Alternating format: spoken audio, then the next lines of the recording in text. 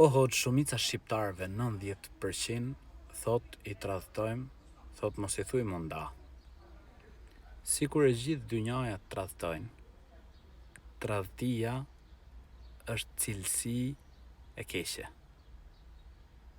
Tradhtia nuk është burrni, sikur gjithë dynjaja. Nëse tradhtojnë pra një pjesë e madhe, mos do të thush që është diçka e bukur, jo.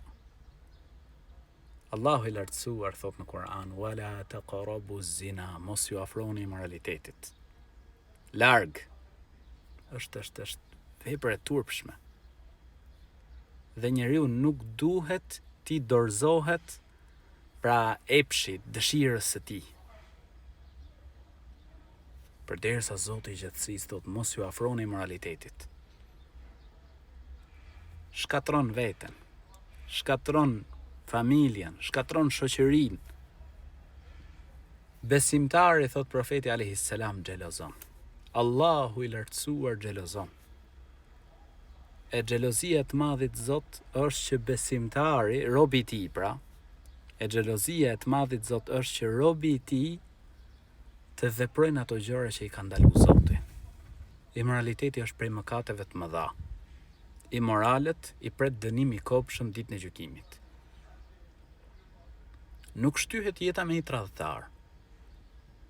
Nuk shtyhet jeta me një tradhtare. Pra nëse e fakton që ka tradhtu, ti je ajo që vendos, ai që vendos.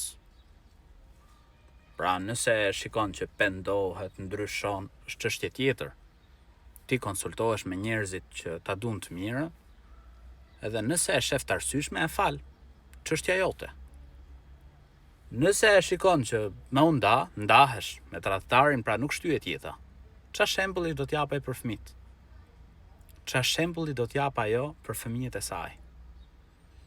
Prandaj, sikur e gjithë dynjaja të thotë që aq se tradhtojnë, pra me botë si diçka normale, jo nuk është normale. S'është normale valla.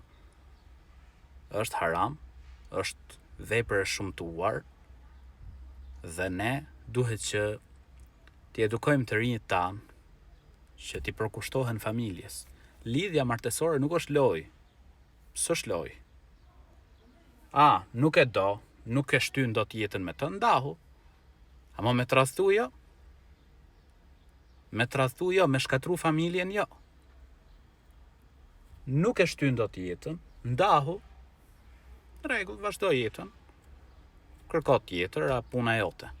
Ndërsa me tradhtu këtë nuk ka mendje të shëndosh që e pranon. Zoti ju rujt.